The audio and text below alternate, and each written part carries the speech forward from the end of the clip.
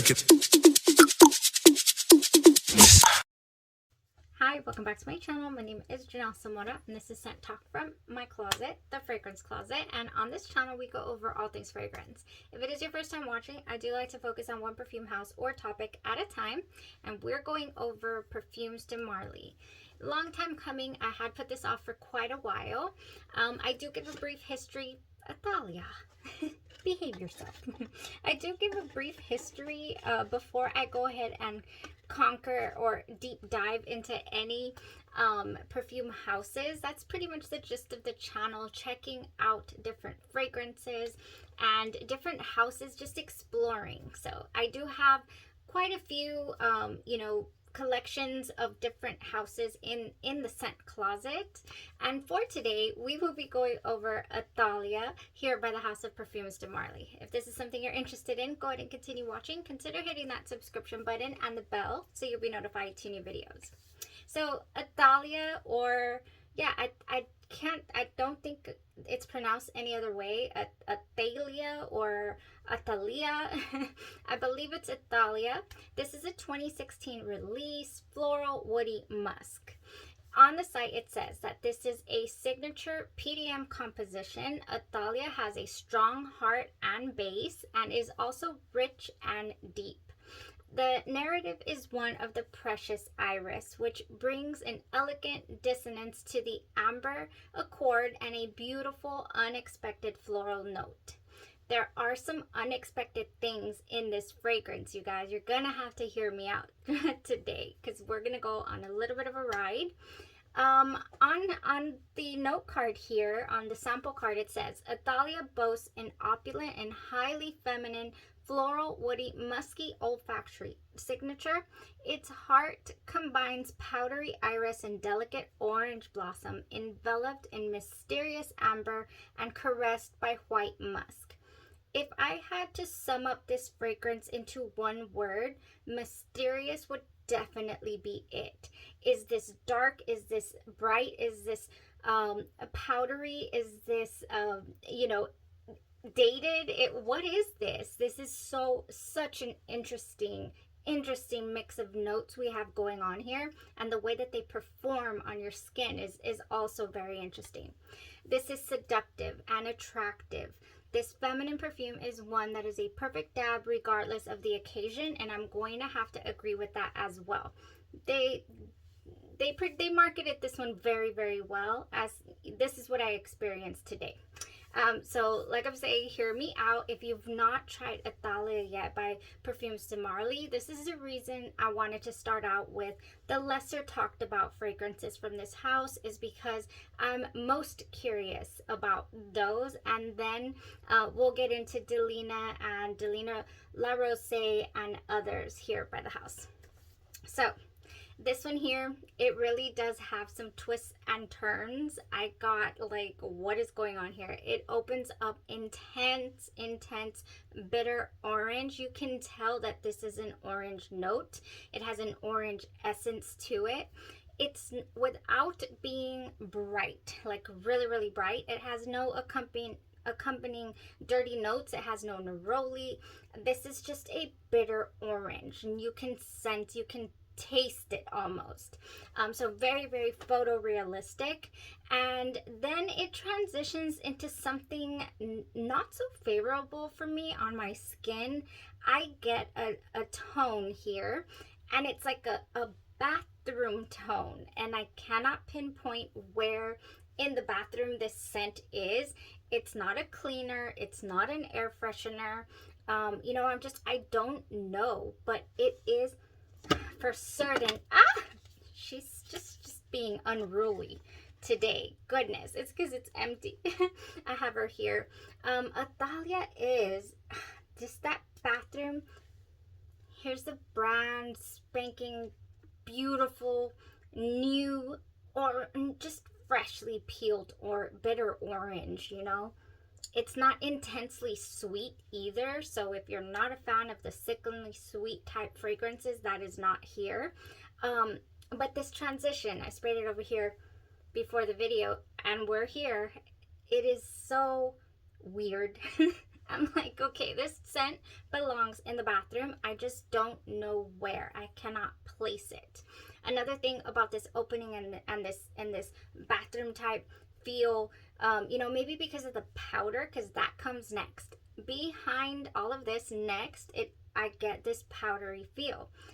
The powder doesn't fully develop for me. I cannot say that this is a cosmetic, you know, powder puff type powder. I cannot say that it is a powdery baby powder, because it's not a doll's head type powder either. It's just, you can tell this is iris and it is powdery, but it is not full on, you know, dated. I wouldn't say that it's dated either.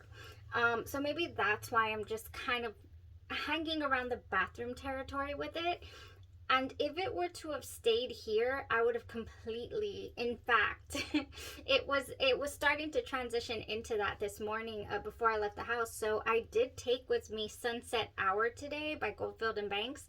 I have the dupe here by Andromeda's Moon because I don't have a travel of my Sunset Hour.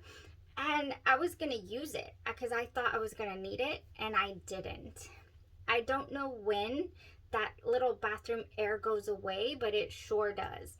So next, after the bathroom scent, after the powder scent, before the powder gets to fully reveal itself, we go into this really, really smooth, sweet, not sickeningly sweet. It's not over the top sweet. It's just a hint of sweet and smoothness. That has to be the cashmere, and I'm assuming that's that smooth cashmere note that leads you into such a lovely base. The base is musk, is vanilla, and is amber. I get a little bit of a spicy nuance here, but not the kind that I cannot tolerate. This is more of a kind of leaning closer to that Xerjoff spice, the elegant, sophisticated spice that I just have fallen in love with in Perfumery. So speaking of Xerjoff, it took me all day long, and it wasn't until I got that remnant, that almost animalic tone in the dry down of this fragrance, that then it hit me. I was like, I know where I've smelled this before, and I thought the exact same thing. So I do have a small 15 ml of Xerjoff's Kobe. It came with when I purchased my full bottle of Xerjoff's Cruz del Sur 2. So I did wear test this a full day, even though this one gave me such an interesting corn chip vibe.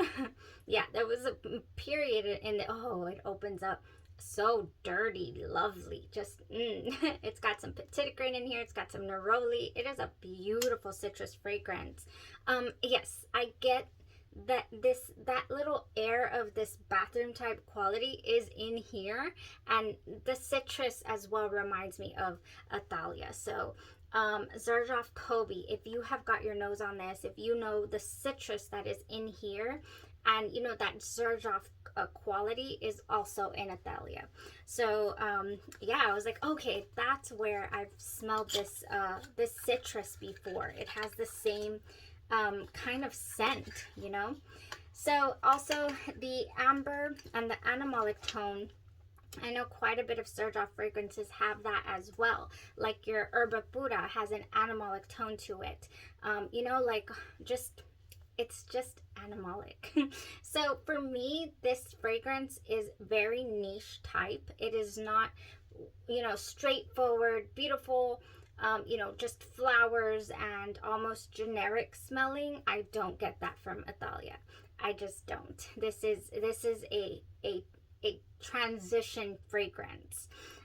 So it kept me entertained, interested all day long, and I'm just like, it's alluring. It kept drawing me in. So I was like, oh, I'm liking this. I'm really liking this, especially when we get to that ambery vanilla base. I'm like, sold. Stayed on my clothes all day long. This is a soft wear though. Every now and then I thought, oh, I think we're done. I think this is how long the fragrance lasted. I said that at about the 6th hour mark. I thought we were completely done because I really couldn't smell it in my vicinity anymore. And then all of a sudden it came back. So good 9 hours or so I got out of it on skin, and 12 plus, it's still on my clothes. So 12 plus on your clothes. Very soft. It's got a soft throw. So you know, people will smell it off of you, but it's not overbearing, anything like that. It's beautiful. This is sophisticated. It really is. It really does smell like sophistication. I believe that's it as far as the fragrance is concerned. I wouldn't say it has a very loud presence, so for that reason it is nice for different occasions. You can wear it to the office like I did today. You could wear it out, you know, to dinner, to lunch, you could just wear this. It's very wearable.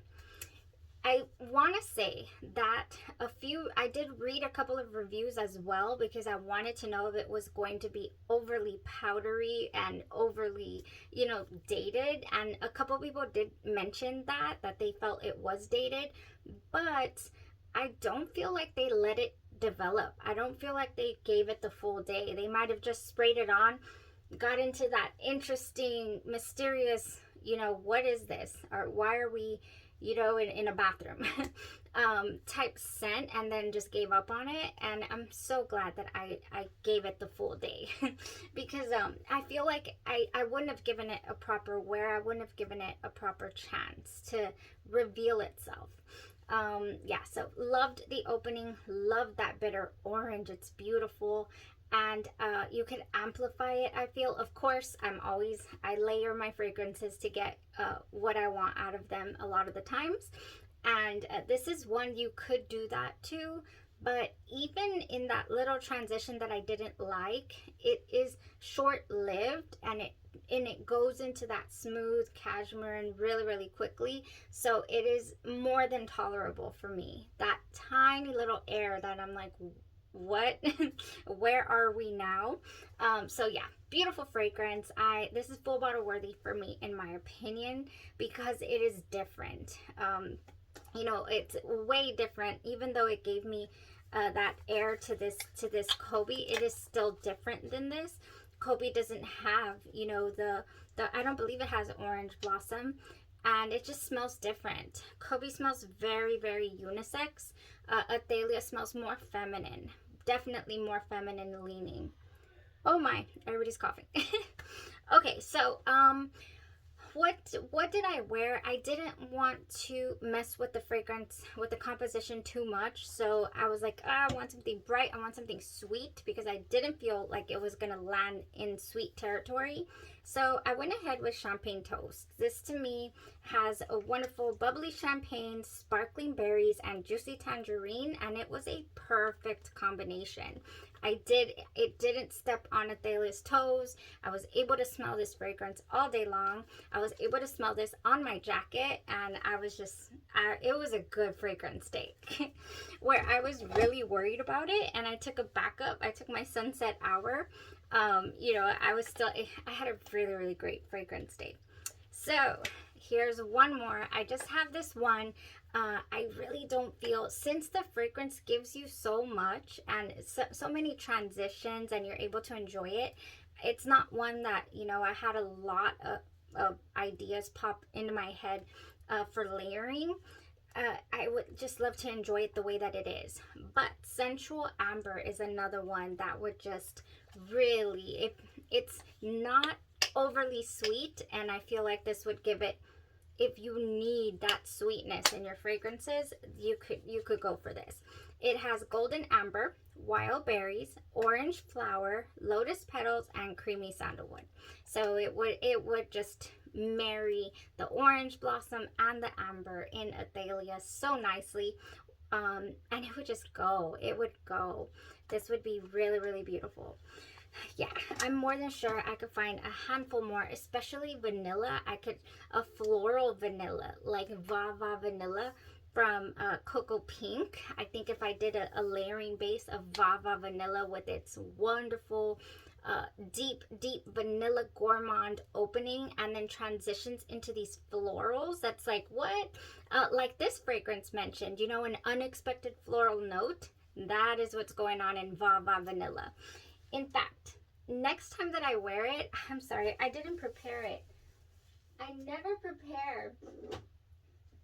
Come on, get it together, Janelle. This is Va Vanilla. Oh, and it's beautiful. It's by Cocoa Pink, like I said. Oh yes, I would do this first layering base. It gives a really deep, deep vanilla gourmand feel at the beginning. This is their voluptuous body butter. And then it just transitions into, what am I wearing? I thought I threw on a baked good, and now I'm in a flower field, you know? It's just, but gorgeous flowers. Sweet, sweet, gorgeous flowers. So yes, that's what I'm going to do next with Athalia, and I bet it's going to be gorgeous. Okay, you guys, that was it for this review. I hope that I gave a good, you know, description on how it went for me. You know, this fragrance is worth a sample for you guys on your own skin, and give it a chance to shine. Give it a chance to transition before you completely write it off. I do feel like this is one of those where you really do need to spray it, smell it, you know, enjoy the transitions. So yeah, that was it, y'all. I think so. For next week, we're gonna jump into the Delinas. I do have my shipment coming in for the Delina Exclusif.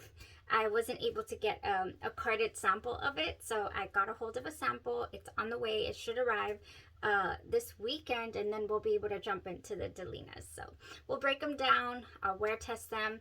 I already actually did wear test Delina and Delina la Rosee this week. I cannot wait to, I mean, I'm surprised by my own personal findings and results, and, you know, likability and the wearability of those fragrances was very interesting to me. Yeah, so we'll get into it. More to come here. We're not done with Perfumes de Marly, and so we'll get to it. Y'all have a blessed rest of your day or night or your evening, and you stay safe.